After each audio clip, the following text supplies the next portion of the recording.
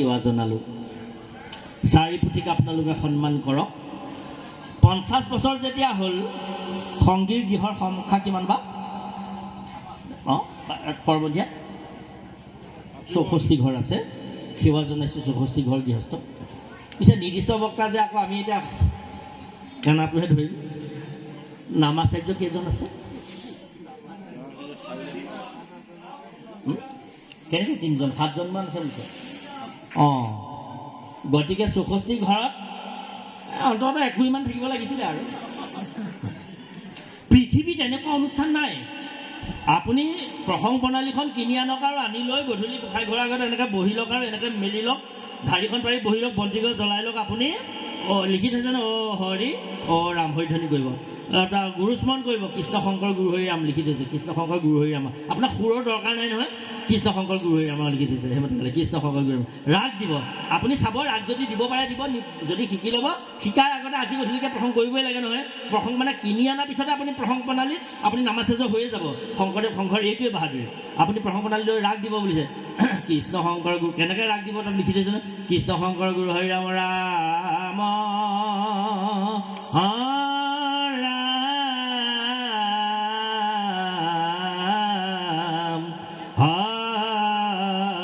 হৰি ৰাম ৰাম। এইটো মোৰ পূৰ্বী ৰাগ আহি গ'ল। আমি গাই থাকোঁ যে, সেইকাৰণে আমাৰ আহি গৈছে। আপোনাৰ তেনেকৈ নাহিবও পাৰে। গকুলে চলৰে মুৰাৰে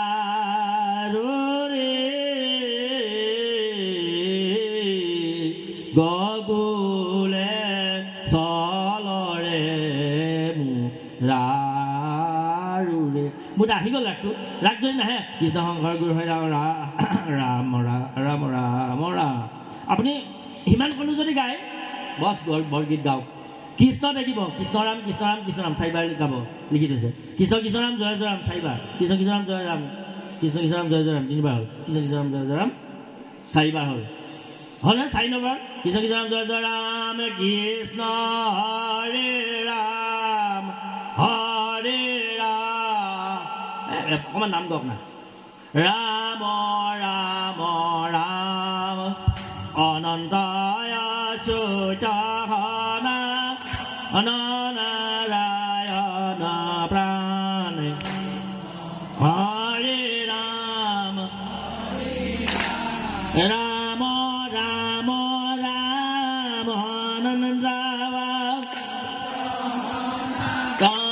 নাৰায়ণ প্ৰাণ কৃষ্ণ হৰে ৰাম ৰাম ৰাম ৰাম অনন্ত অচ্যুত সনাতন নাৰায়ণ প্ৰাণ কৃষ্ণ হৰে ৰাম ৰাম ৰাম কৃষ্ণ হৰে ৰাম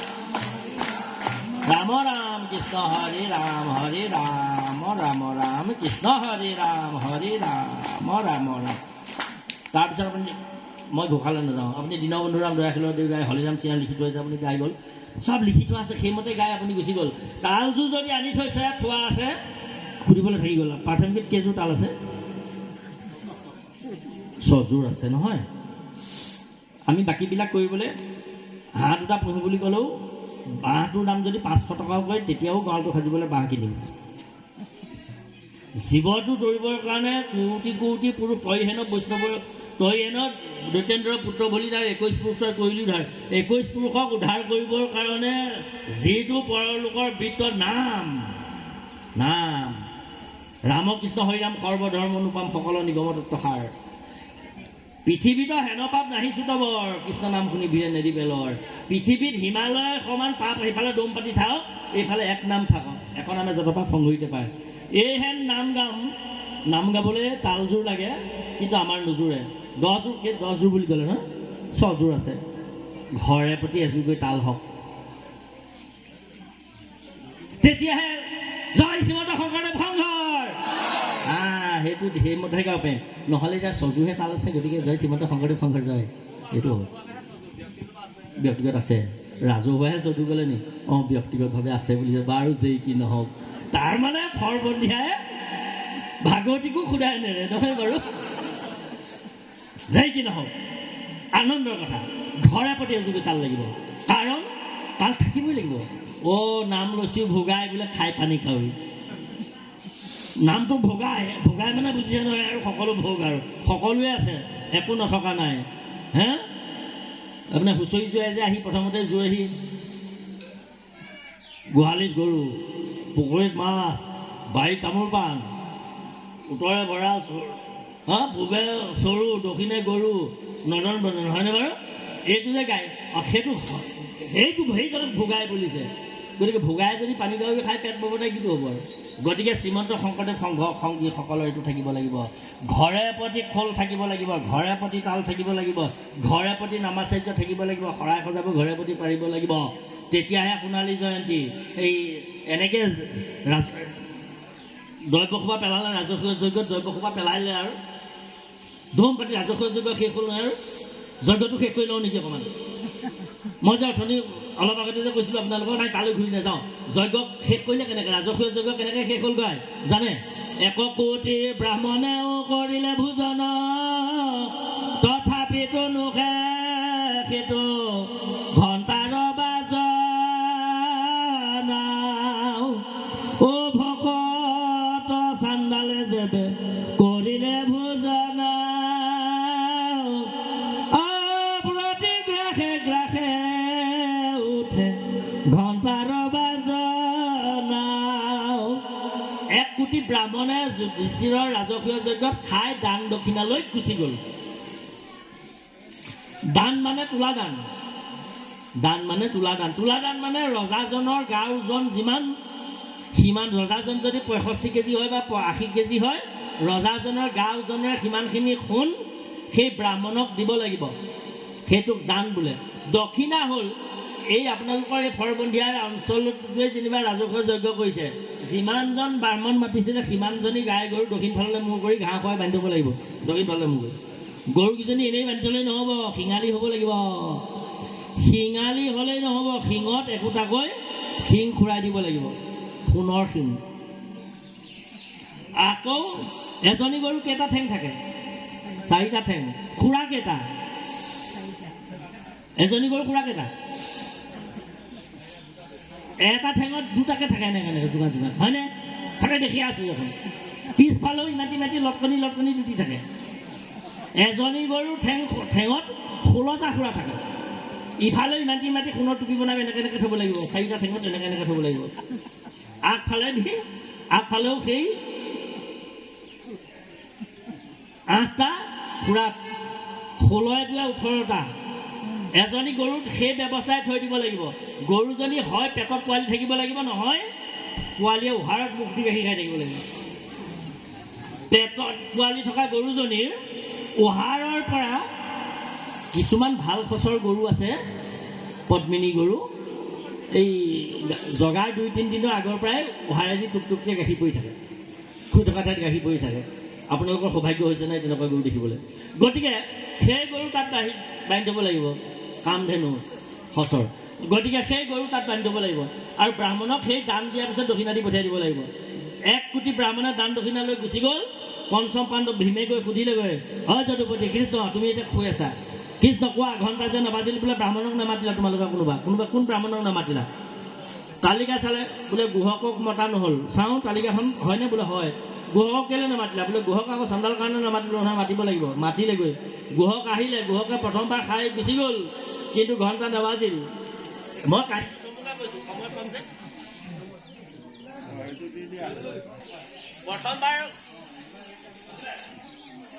প্ৰথমবাৰ ভীমে অৰ্জুনে গুহকক মাতিবৰ কাৰণে গ'ল, কিন্তু গুহকৰ দুৱাৰ মুখৰ পৰাই ঘূৰি গুচি আহিলে, গুহাটোৰ মুখৰ পৰাই ঘূৰি গুচি আহিলে। গুহক চান্দালে গুহা এটাৰ মুখত থাকে।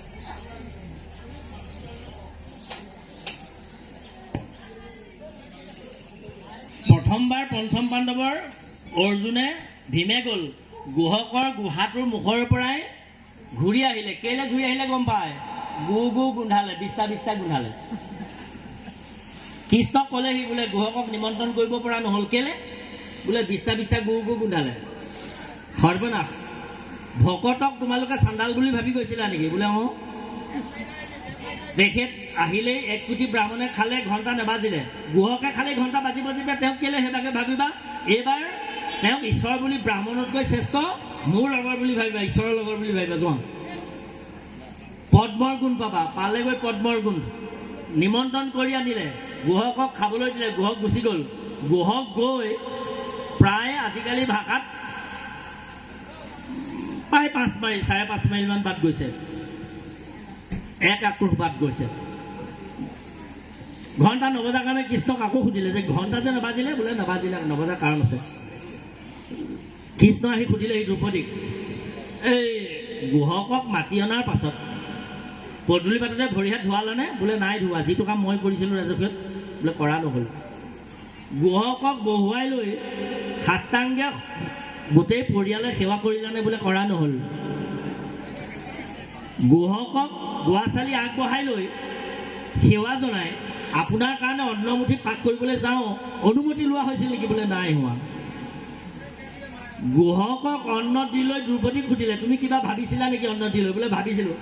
তিতা টেঙা খাৰ জ্বলা মিঠা দৈ এৱা সকলো গোটাই মই সুকীয়া সুকীয়াকৈ 64খন ব্যঞ্জন বনালোঁ, গোটেইবিলাক এখন পাত্ৰতে থৈ আৰু সানি পেলালে, বিষ্ণু লোৱা বুলি খাই পেলালে। মই আকৌ ভাবিলোঁ কৰ্তাম চণ্ডালৰ খচ, ক'তনো এনেকুৱাকৈ ৰজাৰ ঘৰত খাবলৈ পাইছে। গতিকে সেইকাৰণে কেঁহা তিতা জ্বলা টেঙা সকলো মিছলাই এখন কৰি খাই পেলালে। মই এনেকৈ ভাবি আছিলোঁ বেৰ জুলুঙেদি চাই। অঁ বোলে নাভাবিবা, যোৱা এটাই কেইজন যোৱা। দ্ৰৌপদীক ক'লে তোমাৰ অগ্নি পৰীক্ষা, গুহকক কোনে আনিব পাৰে চাম, তুমিও লগত যোৱা। গ'ল পঞ্চম পাণ্ডৱ এটাই কেইজনে গৈ 5 মাইল নিলগত গৈ গুহকক আগ ভেটি ধৰি ক'লেগৈ যে আহক প্ৰভু, আমাৰ এনেকুৱা এনেকুৱা ঘটনা ঘটিলে, ৰাজকীয় যজ্ঞত যিটো ঘণ্টা বজাবলৈ থৈছিলোঁ ঘণ্টাটো নাবাজিল। বোলে নাবাজিল? অঁ মই কি কৰিব লাগে? মই কি কৰিব লাগে? বোলে নহয়, আপোনাক খোৱাটো আমাৰ ভুল হ'ল। কি ভুল হ'ল? বোলে আপোনাক আৰু যেনেকৈ শুশ্ৰূষা কৰিবলৈ আছে তেনেকৈ নকৰিলোঁ কাৰণে আমাৰ ঘণ্টা নাই বজা। কৃষ্ণই কৈছে আপুনি আকৌ যাব, আপুনি আকৌ খাব লাগিব। এটা ৰাজকীয় যজ্ঞ পাতি এটা ঘণ্টা ওলমাই থৈ 1 কোটি ব্ৰাহ্মণক খুৱাই ঘণ্টাটো বজাব নোৱাৰিলে, কি ঘণ্টা যজ্ঞ পাতিছা হে? এইটো মোক যেতিয়া মাতা 1 কোটি ৰাজকীয় যজ্ঞ পাতা, 1 কোটি ঘণ্টা বজাই ওলমাই থোৱা, আৰু মোক খাবলৈ মাতা, মই অকলে 1 কোটি ঘণ্টা বজাম। যোৱা 1 কোটি ৰাজকীয় যজ্ঞ আয়োজন কৰা, তালৈ মাতিবা, চাওঁ বাট এৰি দিয়া বুলি কৈ গুহক গুচি গ'ল। পঞ্চম পাণ্ডৱে ইজনে ইজনৰ মুখলৈ চাইছে, যুধিষ্ঠিৰ নকুল সহদেৱ ভীম অৰ্জুন ইজনে ইজনৰ মুখলৈ চাইছে। আইসকল, দ্ৰৌপদীয়ে এবাৰ কৃষ্ণৰ চৰণলৈ মনত পেলালে, মোক কৃষ্ণই পঠিয়াই দিছিলে তোমাৰ অগ্নি পৰীক্ষা, মই কি ক'ম এতিয়া, মই কেনেকৈ আগবঢ়াই নিওঁ? দ্ৰৌপদীয়ে আগ ভেটি ধৰি চুলি কোচা খোপাটো খুলি ক'লে যে প্ৰভু, আমাৰ ইতিমধ্যে আপুনি 1 কোটি ৰাজকীয় যজ্ঞ কৰিব কৈছিলে যে, আমাৰ ইতিমধ্যে অনন্ত কোটি যজ্ঞ কৰা হৈছে, আপুনি যজ্ঞলৈ যাব পাৰে। গুহক একদম অগ্নি যেন হৈ উঠিল। কি কলি তই? তোৰ স্বামীয়ে এটা ৰাজকীয় যজ্ঞত 1 ঘণ্টা বজাব পাৰে, তই 100 কোটি ৰাজকীয় যজ্ঞ কেনেকৈ পাতিলি? আপোনাৰ নিচিনা এজন সিদ্ধক সন্তক সাধুক ভকতক নিমন্ত্ৰণ কৰিবলৈ এটা খোজ দিলেই 1 কোটি যজ্ঞ হয়। গতিকে আমি পঞ্চম পাণ্ডৱ, মোৰ 5জন স্বামী আৰু মই, আমি কিমান দূৰ আহিলোঁ চাওকচোন। গতিকে আমাৰ অনন্ত কোটি কোটি যজ্ঞ কৰা হৈ গৈছে, আপুনি যাব লাগে, আপুনি যাব পাৰে। দ্ৰৌপদী মূৰতে হাতখন থৈ ক'লে, ঐ দ্ৰৌপদী, তই সঁচাকৈয়ে ভক্তিমতী আই, তই ভক্তিয়ে মোক কিনি ল'লি, ব'ল যাম। এইবাৰ পদূলি বাটতে সেৱা কৰিলে, ভৰি হাত ধোৱালে, আজ্ঞা ল'লে, আজ্ঞা লৈ এইমতে কৃষ্ণই কোৱা মতে সেৱা কৰিলে। আমি সেৱা পাতিলে তেনেকেই পাতিব লাগে। অ ভকত চাণ্ডালে যেবে কৰিলে ভোজন, প্ৰতি গ্ৰাসে গ্ৰাসে উঠে ঘণ্টাৰ বাজন। যিমান গৰা খালে সিমানটা ঘণ্টা বাজিলে, সিমানবাৰ ঘণ্টা বাজিলে। যজ্ঞ শেষ। যজ্ঞৰ পিছদিনা পেলোৱা দ্ৰব্য ডোমটো চাই পঞ্চম পাণ্ডৱে প্ৰথমতে ভীম গ'ল, তাৰপিছত অৰ্জুন গ'ল, তাৰপিছত নকুল গ'ল, সহদেৱ গ'ল।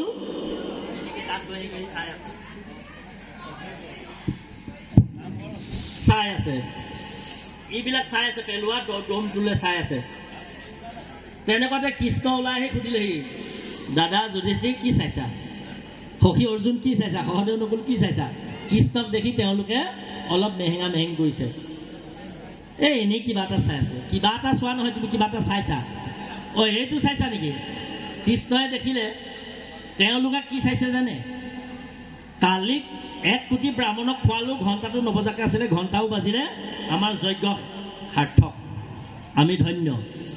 এই ডাঙৰকৈ অনুষ্ঠান এটা পতাৰ পিছত গৃহস্থই ডাঙৰকৈ বিয়া পতাৰ পিছত 5,000মান মানুহ, 4,000মান, 3,000মান মানুহ মাতি খোৱাৰ পিছত টেকেলি কলহ দম পেলাই দিয়া খালটো ফাললৈ চাই গৃহস্থই যিটো ফিট মাৰে, এই ফিটটো মাৰিছিলে পঞ্চপাণ্ডৱে। গাখীৰ যদি কেনেবাকৈ আপুনি 11 মোন আনিছিলে, 1.5 মোনমান থাকি গ'ল, খাবই নোৱাৰিলে ভকতে হেৰি ভাব, আজি গধূলি যাব পাত এভাগ কৰি আৰু লেঠাটো মাৰি দিম। লেঠা সেইটো, আমাৰ লেঠা সেইটো। 11 মোন মানি আনি 1.5 মোন বাঢ়ি গ'ল যে, বাচি গ'ল যে, আমাৰ সেইটো লেঠা, মানে সেইটো অহংকাৰ। গতিকে পঞ্চপাণ্ডৱক কি চাইছা? পঞ্চপাণ্ডৱে খেমেনা খেমেন কৰা দেখি ক'লে, ভীমক ক'লে, দাদা যোৱাচোন, যোৱা, সেইটো কি দেখিছা নাই? বোলে কি কিবা এটা দেখিছ? সেইটো কেনেকুৱা? কিনো? নকুল। নকুল মানে নেউল। আনাচোন ধৰি আনা। নেমাৰিবা দেই, নেমাৰিবা। নেউলটোক ভীমে গৈ ধৰি আনিলে। কৃষ্ণই ক'লে নেউলটোক ধৰি আনা। নেউল এটাই এই পেলোৱা দ্ৰব্যবিলাক খাই আছে। নেউলটোৱে আহিয়ে সুধিলেহি যে যজ্ঞটো কোনে পাতিছিলে? তেতিয়া এইবিলাক চৰাই চিৰিকটি জীৱ জন্তু মাতিব পাৰে যে দ্বাপৰত, কোনে পাতিছিলে যজ্ঞটো? কৃষ্ণই দেখুৱাই দিলে, যুধিষ্ঠিৰে পাতিছিলে। ৰজা যুধিষ্ঠিৰ, ছত্ৰপতি ৰজা যুধিষ্ঠিৰ। মই আপোনাক সেৱা জনাইছোঁ, মোক দয়া কৰি মোৰ ইটো ফালো সোণৰ কৰি দিয়ক। নেউলটো আচৰিত, এইফালৰ ছাইডটো সোণৰ, এইফালৰ ছাইডটো সোণৰ, আৰু এইটো নেচাৰেলি যিটো নেউলৰ ৰং মুগা বৰণীয়া, শিয়াল বৰণীয়া, সেইটো। নেউলটো যুধিষ্ঠিৰে সুধিলে, হেৰা তোমাক যে মই সোণৰ বনাই দিব লাগে, মই কেনেকৈ সোণৰ বনাই দিম? আৰু তোমাৰ যেন এটা ফাল যে সোণৰ, সোঁফালটো যে সোণৰ, কেনেকৈ সোণৰ হ'ল? এই তেতা যুগত চেতকী ৰজাই যজ্ঞ এটা কৰিছিলে। যজ্ঞৰ পেলনীয়া দ্ৰব্যবিলাক খাওঁতে খাওঁতে মোৰ গা সোঁফালটো যিবিলাক ভকতৰ অৱশেষ থাকি গ'ল, ব্ৰাহ্মণৰ অৱশেষ থাকি গ'ল, এইবিলাক মোৰ গাত লাগোতে লাগোতে মোৰ সোঁফালটো সোণৰ হ'ল। এই বাওঁফালটো সোণৰ কৰি দিয়ক বুলি মই খাতিৰ কৰিলোঁ ৰজাক, চেতকী ৰজাক। চেতকী ৰজাই ক'লে, বোলে হোৱা হ'লে গোটেইটো সোণৰ হ'লহেঁতেন। যজ্ঞটো তেতা যুগত যদিও যজ্ঞ কৰিছিলোঁ, যজ্ঞটো সাৰ্থক হ'ল, সিমান সাৰ্থক নহ'ল। এফাল সোণৰ হোৱা হ'লে হ'ল, আৰু ইফালো সোণৰ হৈ যোৱা হ'লে যজ্ঞ সাৰ্থক বুলি গ'লোহেঁতেন। পিছে তোমাক মই উপায় এটা দিলোঁ, তুমি মনত ৰাখিবাচোন, কোনোবাই ৰাজকীয় যজ্ঞ কৰে নেকি, সেই ৰাজকীয় যজ্ঞ পেলোৱা দ্ৰব্যত গাটো ঘঁহাই দিবা, তোমাৰ ইফালো সোণৰ হ'ব। গোটেই তেতা যুগটো বাট চালোঁ, মোৰ গাটো সোণৰ নহ'ল। আৰু গম পালোঁ যুধিষ্ঠিৰ ৰজাই ইন্দ্ৰপ্ৰস্থত ৰাজকীয় পাতিছে বুলি গম পাই আহিলোঁ, গাটো ঘঁহাইছোঁ কালিৰ পৰা, ক'তা মোৰ এই পালটো সোণৰ হোৱাই নাই দেখোন। গতিকে কাহিনীটো শেষ। এতিয়া সোণালী জয়ন্তী নহয়, এই আমাৰ এটা ফাল সোণৰ হ'ল, বাকী ফাল সোণৰ এতিয়া আপোনালোকে কৰক, আৰু হয়নে বাৰু? আৰু কাহিনীটোৰ অৰ্থ হ'ল পৰমাৰ্থ। তাৰ মানে তেতা যুগে যজ্ঞ, সত্য যুগে যোগী সবে কৰি আস মাধি, যেন মতে পাৱে ফল কৃষ্ণ আৰাধি, তাহাতো কৃষ্ণৰ যদি দশ নাম লয়, সমাধিৰ ফল যোগী তেবেশে পায়, নিয়মে সংযমে চিত সাৱধান কৰি, তেতা যুগৰ নানাবিধ যজ্ঞে যজি হৰি, মাধৱৰ 8 গোটা নামক উচাৰে, তেবেশে যজ্ঞৰ যেন ফল পাৱে নৰে, নানা তন্ত্ৰে মন্ত্ৰে পূজা কৰি দ্বাপৰত, হৰিৰ 12 নাম জপয় সতত, নাম কীৰ্তন নেশেষাংগ কৰয় পূজাক, তেবেশে পূজাৰ যেন ফল পাৱে আক, কলিৰ লোকৰ চিত্ত মলিন পাৰ, আন একো ধৰ্মত নাহিকে অধিকাৰ, কেশৱক কৰে মাত্ৰ কীৰ্তন কেৱল, পাৱে অনায়াসে নৰে ধ্যান যজ্ঞ পূজা দিৰ ফল। কাহিনীটোৰ পৰমাৰ্থটো কি? সত্য যুগে ধ্যান হ'লেও যোগীসৱে সমাধি ধৰিছিলে, যদিও যোগীসৱে কৰিয়া সমাধি যেনমতে পাৰ ফলত কৃষ্ণ কৰা আদি, তাহাতো কৃষ্ণৰ যদি 10 নাম লয়, ধ্যান আছিল যদিও নাম আছিল, মনত ৰাখিব। নাম ধৰ্ম তেতিয়াও সঁচা আছিল। জয় একশৰণ হৰিনাম ধৰ্মৰ, জয় একশৰণ হৰিনাম ধৰ্মৰ। সত্য যুগতো কিন্তু নাম ধৰ্মই আছিল। তেতা যুগে নানাবিধ যজ্ঞে যদি হৰি মাধৱৰ আঠগোটা জয় নামকৰ ওচৰে তেৱেহে যজ্ঞৰ জন্য ফল পায় নোৱাৰে। তেতা যুগত যদিও যজ্ঞ আছিল তাতো কিন্তু অষ্টনাম আছিল।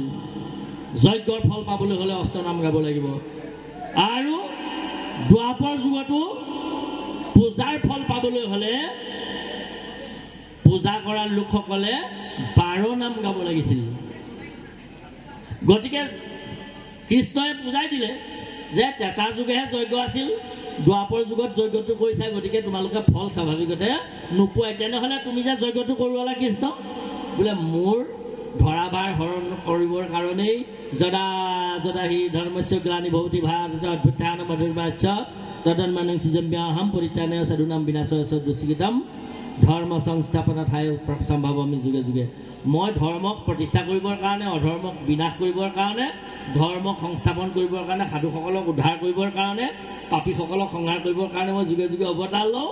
গতিকে ৰাজকীয় যজ্ঞটো পাতি জৰাসন্ধকে আদি কৰি সেই ৰজাবিলাকক মই নিপাত কৰিলোঁ, জৰাসন্ধই বন্দী কৰি থোৱা ভকতবিলাকক উদ্ধাৰ কৰিলোঁ। গতিকে ধৰাভাৰ হৰণ কৰাৰ এইটো এটা মোৰ উদ্দেশ্য আছিল, সুবিধা আছিল। তোমালোকৰ হতুৱা কামখিনি কৰাই মই ৰাজকীয় যজ্ঞটো কৰালোঁ, এইটো কথা। গতিকে কলিৰ লোকৰ চিত মলি নপাৰ, কলি যুগৰ লোকসকলৰ চিত মলি নপাৰ। অন্য একো ধৰ্মতো নাহিকে অধিকাৰ, আন কাম কৰাৰ অধিকাৰ নাই। কেশৱক কৰে মাত্ৰ কীৰ্তন কেৱল, গতিকে কেশৱৰ কীৰ্তন কৰক, পাৱে অনায়াসে নৰে ধ্যান যজ্ঞ পূজা দিয়াৰ ফলত। আপুনি নাম গাইছে, আপোনাক যদি কোনোবাই সোধে বোলে তুমি যে নামে গাইছে তোমালোকে পূজা নকৰা, আপোনাৰ উত্তৰটো ভুল হ'ল। নকৰোঁ বুলি নক'ব, ভুল হ'ব। কোনে ক'লে নকৰোঁ বুলি? কৰোঁ। আপুনি নাম গালে মানে পূজাও কৰিলে, নাম গালে মানে ধ্যানো কৰিলে, নাম গালে মানে যজ্ঞও কৰিলে। আপোনাৰ সকলো নামতে সোমাই আছে। গতিকে সেইকাৰণে দ্বাদশত লিখিছে কি? নামে তপ, নামে জপ, নামে যোগ ধ্যান, নামে দান, নামে পুণ্য কোটি তীৰ্থস্থান, নামে ধন জনবন্ধু, নামে পিতা মাতা, নামে নিজ সুহৃদ, নামে সেগতি যাতা। গতিকে সেই অৰ্থত মই নাম ধৰ্ম জয় ঘোষণা কৰিলোঁ আৰু শ্ৰীমন্ত শংকৰদেৱ সংঘৰ জয় ঘোষণা কৰিলোঁ। শংকৰদেৱ সংঘই যি 4তৰপীয়া অনুষ্ঠান আমাক দিলে, এই 4তৰপীয়া অনুষ্ঠানটোক ৰক্ষণাবেক্ষণ দিয়ক। সৰ্বদিয়া প্ৰাথমিক শাখাই যি সোণালী বৰ্ষ উদযাপন কৰিলে, শতবৰ্ষলৈ আগবাঢ়ি যাওক। আপোনাসৱৰ মাজত আন্তৰিকতাৰে গঢ় লৈ আহক। বাপসকল, আইসকল, দেৱটোৰ তীৰ্থটো কৰি ভকত একেবাৰে ভকতক বজিলে কুচক কৰ্মজৰ। আপোনাক যদি সোধোঁ আজি বোলে আপুনি এক শৰণীয়া, বোলে হয়। কেলৈ? আপুনি গুৰুত শৰণ লৈছে বোলে লৈছোঁ, দেৱত শৰণ লৈছে বোলে লৈছোঁ, নামত শৰণ লৈছে বোলে লৈছোঁ, ভকতত শৰণ লৈছে বোলে লৈছোঁ। তেনেহ'লে আপোনালোকে 4 শৰণীয়া নোবোলে কেলৈ? আমি 4 শৰণীয়া নহয় নেকি? নহয়, আমি 4 শৰণীয়া হয়, কিন্তু পৰমাৰ্থ তত্ত্বত আমি এক শৰণীয়া। কেনেকৈ এক শৰণীয়া হ'লোঁ? গুৰু ভাগিয়া ৰহি আচয় দেৱত, দেও ভাগিয়া ৰহি আচয় নামত, নাম ভাগিয়া ৰহি আচয় ভক্তত, ইহাকে বুলি ভক্তি কহিলোঁ সাম্প্ৰত, গুৰুদেৱ নাম মূৰ্তক ভক্ত মূৰ্তি মন্ত, গুৰুদেৱ নামৰ চৰণ বুলিয়ে ভকতকে কন্ত, এতেকে ভকত হবে নভাগে সমূলি, গুৰুদেৱ নাম মাত্ৰ ভকতকে বুলি। গতিকে সেইকাৰণে গুৰুৰ তত্ত্ব, দেৱৰ তত্ত্ব, নামৰ তত্ত্ব, ভকত তত্ত্বত শেষ হৈছে। গতিকে সেইকাৰণে বিভীষণ বীৰবিষ পৰ্বা বলিবান, জাম্বৱন্ত জটায়ুষু গ্ৰীৱ হনুমান, অ মালাকাৰ কুজি ব্যাধ ধৰ্ম তোলাধাৰ, দীৰ্ঘ ভাৰ্যা ব্ৰজ বাসী গোপী অনাচাৰ, নাহি তপব্ৰত শৌচ নপঢ়িলে বেদ, নজানয় শাস্ত্ৰ একো জ্ঞান তত্ত্বভেদ, কেৱলে সাধুৰ সংগে সুখে পাইলে গতি, সৎসংগত পৰে নাই উপায় সম্প্ৰতি, দেৱটো তীৰ্থটো কৰি ভকত সেৱৰ, ভকতক ভজিলে গোচয় কৰ্মজৰ। গতিকে দেৱতাতকৈ তীৰ্থতকৈ শ্ৰেষ্ঠ ভকত তীৰ্থ। গতিকে আপোনালোকে প্ৰত্যেকেই ইজনে সিজনক ভকত ভাৱক, ইজনে সিজনক দেখিলে কৃষ্ণমূৰ্তি ভাৱক, আৰু আপোনালোকৰ মাজত নৰৰূপী নাৰায়ণ, ও হৰি নৰহৰি। আৰু সেই কথা হয়তো আলোচনা কৰিব লাগিলেহেঁতেন, সময়লৈ লক্ষ্য ৰাখি আমি বিভিন্ন বিষয়লৈ নোসোমালোঁ। সদৌ শেষত এটি মাত্ৰ মই আপোনালোকক ৰহস্য তত্ত্ব কৈ আজিলৈ আপোনালোকৰ পৰা অব্যাহতি ল'ম। এয়া হ'ল ভীষ্ম নিৰ্যানৰ কথাটো। ভীষ্মই সৰসজ্জাত যেতিয়া পৰি আছিল, তেতিয়া পঞ্চপাণ্ডৱ সকলোৱে গৈ ভীষ্মক সেৱা কৰিলেগৈ। ভীষ্মক পঞ্চপাণ্ডৱে সেৱা কৰিলে, ভীষ্মই ক'ব নোৱাৰে সৰসজ্জাত পৰি আছে। সকলোৱে ভাগে ভাগে মাত লগালত ভীম অৰ্জুন নকুল সহদেৱ কুন্তী দ্ৰৌপদী সুভদ্ৰা কুন্তী সকলোৱে মাত লগাইছে, কিন্তু দ্ৰৌপদীৰ মাত নাই। দ্ৰৌপদী সুধিলে পাঞ্চালী কৃষ্ণ পিতামহ তুমি মোক মাত দিয়া নাই? নাই মতা। কৃষ্ণই যেতিয়া দ্ৰৌপদীলৈ এনেকৈ চাই দিলে, চোৱাত দ্ৰৌপদীয়ে পিতামহ আমিও সেৱা জনোৱা হৈছে। আই দ্ৰৌপদী তুমি মোক বেয়া পাই আছা আৰু বেয়া পাবাও। মই সিদিনা ৰাজসভাত দুঃশাসন দুৰ্যোধন এনেকৈ যদি এটা শব্দ ক'লোহেঁতেন, সিহঁতি তোমাক এনেকুৱা অপমান কৰিব নোৱাৰে, বিবস্ত কৰিবলৈ নোৱাৰিলেহেঁতেন। মই মাতিব নোৱাৰা হ'লো। অন্ন শুদ্ধ শতশুদ্ধি শতশুদ্ধ দুপা স্মৃতি স্মৃতি লম্বে সৰ্বগ্ৰন্থিনাং শুদ্ধি ভৱে। অন্নতেই সকলো ৰহস্য তত্ত্ব সোমাই আছে। আমাৰ অন্নৰ পৰা বল বীৰ্য শুক্ৰ শোণিত সন্তান জন্ম হোৱালৈকে যিমানবিলাক শক্তি থাকিব লাগে অন্নতেই সোমাই আছে। গতিকে অন্ন দূষিত হোৱাৰ কাৰণেই, দুৰ্যোধনৰ ঘৰত অন্ন খোৱাৰ কাৰণেই মই দুৰ্যোধনৰ ঘৰত একো মাত মাতিব নোৱাৰিলোঁ। মই দুৰ্যোধনৰ ঘৰত পাপ হাতেৰে তৈয়াৰ কৰা, পাপ হাতেৰে সংগ্ৰহ কৰা, পাপ হস্তেৰে ৰন্ধন কৰা, পাপ হস্তেৰে অৰ্পণ কৰা আৰু পাপ হস্তই গ্ৰহণ কৰা অন্ন মই খোৱাৰ কাৰণেই মোৰ জ্ঞান চক্ষু লুপ্ত হৈ আছিল, মই মাত লগাব নোৱাৰিলোঁ। আজি তোমাৰ স্বামীৰ ঘৰত, শিখণ্ডীৰ ঘৰত, পঞ্চ পাণ্ডৱৰ ঘৰত মোৰ সকলো সেই দুৰ্যোধনৰ ঘৰত উৎপাদন কৰা তেজ সকলো গুচি গ'ল ধৰিত্ৰীৰ গৰ্ভলৈ। এতিয়া আগৰ ভীষ্মৰ যি তেজ আছিল সেইকণহে আছে। গতিকে মই কেইটামান খট কথা ক'ম এতিয়া। আই দ্ৰৌপদী তোমাক লৈ পঞ্চ পাণ্ডৱক লাগি আগে আগে মই তোমালোকক চিনাই বেলা গিলা ভীষ্মে সৰসজাতে পৰি আছে মেলিয়াই আংগুলে ঐ হেন্তে ঈশ্বৰ কৃষ্ণ কালু আংগে বোলে। এইজনেই কৃষ্ণ অয়ম বিষ্ণু স্বয়ং, এইজনেই স্বয়ং বিষ্ণু সৰসজাত পৰি আছে। এওঁ বৰ্তমান কালু বোলে, এওঁ কৃষ্ণ বোলে। সম্প্ৰতি আচন্ত হৈয়া দৈৱ কীৰ্তনয় আন্তে হৈ জগতৰ সৃষ্টি স্থিতি লয়। সৃষ্টি স্থিতি লয় এওঁতে হয়।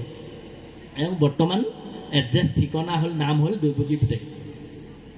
এওঁ কালু। যেতিয়া এওঁ কাল ৰূপ ধাৰণ কৰিব, অতি অঘটন ভোক তাৱে কালে আহে পৰম আশ্চৰ্য ইটো দেখি উঠে হাঁহি। জৈত ধৰ্ম ৰাজা গদা পানী বিকুদৰ ধনঞ্জয় যথাত গান্ধিব ধনুৰ্ধৰ। পৰম সুহৃদ কৃষ্ণ জৈত সভা সদ দেখিও আশ্চৰ্য কিনো তথাতো আপদ। ধৰ্মিষ্ঠ বলিষ্ঠ ধনুৰ্ধৰ কিছু নৈ যেই কৰে ঈশ্বৰে সেই সত্য হুই। ভীষ্মই কৈ আছে। চোৱাচোন, এওঁ কাল ৰূপ ধাৰণ কৰিলে, শান্ত সৌম্য মূৰ্তি কৃষ্ণৰ আনন্দময়। যেতিয়া এওঁ কাল ৰূপ ধাৰণ কৰিব, আপোন পৰ কাকো নাচায়, এফালৰ পৰা কাল ৰূপে সংহাৰ কৰিবলৈ চায়। জৈত ধৰ্ম ৰাজা যুধিষ্ঠিৰ, গদা পানী বিকুদৰ ভীম, অৰ্জুন ধনুৰ্ধৰ। চোৱাচোন, জৈত ধৰ্ম ৰাজা গদা পানী বিকুদৰ ধনঞ্জয় যথাত গান্ধিব ধনুৰ্ধৰ। তাতেই পৰম সুহৃদ কৃষ্ণ জৈত সভাসদ, তাতেই পৰামৰ্শদাতা হিচাপে এওঁ মন্ত্ৰণাদাতা হিচাপে বহি থাকে। তেওঁলোকৰ ঘৰত ইমান বিপদ কেলে? এওঁ কাল ৰূপেৰে অঘটনবিলাক ঘটাই তেওঁ উদ্দেশ্য সিদ্ধি কৰিছে, জগতৰ ভাৰ হৰণ কৰিছে। এই কৃষ্ণৰ চৰণত তোমালোকে সদা সৰ্বদা ভকতি কৰিবা বুলি কৃষ্ণক চিনাই দিলে শ্ৰীমদ ভাগৱতৰ প্ৰথম স্কন্ধ। গতিকে প্ৰভুসকল, আমি বৰ ভাগৱত পালোঁ, সেইফালৰ পৰা পৰম ধন্য। আমাক শংকৰদেৱ মহাপুৰুষ পালোঁ, শংকৰদেৱ মহাপুৰুষে ভাগৱত দিলে। ভাগৱতৰ প্ৰথম স্কন্ধতে শংকৰদেৱে কৃষ্ণক চিনাকি কৰাই দিছে। আমি কৃষ্ণস্তু ভগৱান স্বয়ং বুলি পাইছোঁ।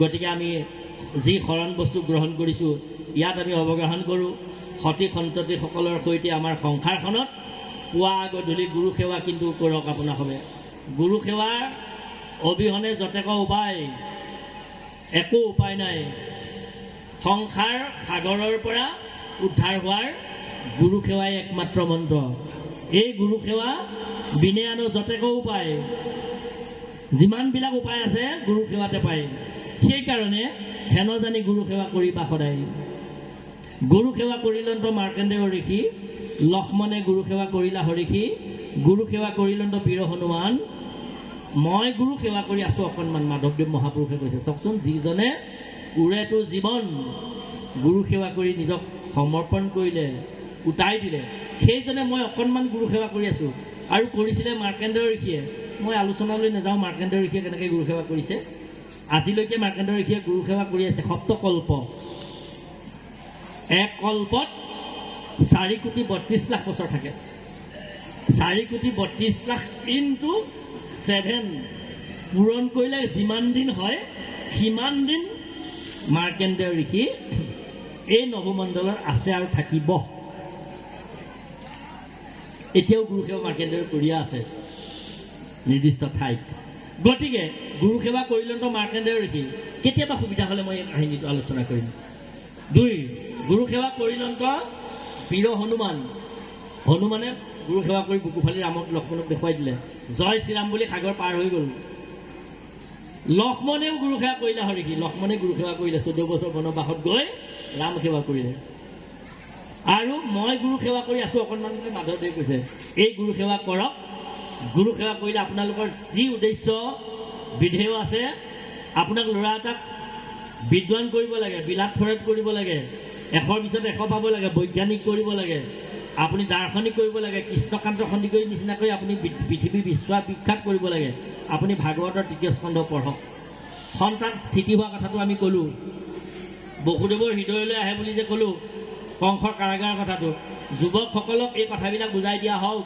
শংকৰদেৱ সংঘই বুজাইছে আৰু আপোনালোকে যিবিলাকে বুজাব পৰা নাই সাধু সন্তসকলক আনি বিদ্বানসকলক আনি যুৱকসকলক আধ্যাত্মিক জ্ঞান দিয়ক গতিকে এই যুৱক যুৱতীসকলক আধ্যাত্মিক জ্ঞান দিয়ক আৰু তাৰ পৰা আমাৰ যি ভাবি প্ৰজন্ম হ'ব যদি আপোনাক বিবেকবান সতী সন্তান লাগে আপোনাক ধন ঐশ্বৰ্য বিভূতি বৈভৱ লাগে ভাগৱত ধৰ্ম অৱগাহন কৰক শৰণ ভজন পালন কৰক গুৰু সেৱা কৰক শ্ৰীমন্ত শংকৰদেৱ সংঘৰ সংগীভুক্ত হওক মোৰ গুৰু গৃহ শ্ৰীমন্ত শংকৰদেৱ সংঘৰ জয় শ্ৰীমন্ত শংকৰদেৱ সংঘৰ জয় নেমুগুৰি আঞ্চলিক শাখাৰ জয় ফৰবন্ধীয়া প্ৰাথমিক শাখাৰ জয় ফৰবন্ধীয়া প্ৰাথমিক শাখাৰ অ হৰি অ ৰাম অপৰাধ বিনাশন যজুনাম নাৰায়ণ জানি নামে পখিলো শৰণে আনগতি নাহিকে মৰণে অপৰাধ ক্ষমা কৰি তুমি দেখিলো হৰি মোক ৰক্ষা কৰি চৰণে মোক ৰক্ষা কৰি চৰণে জয় গুৰু শংকৰ এইকেইষাৰি বাণী আপোনাক হ'বলৈ প্ৰেৰণ কৰোঁতে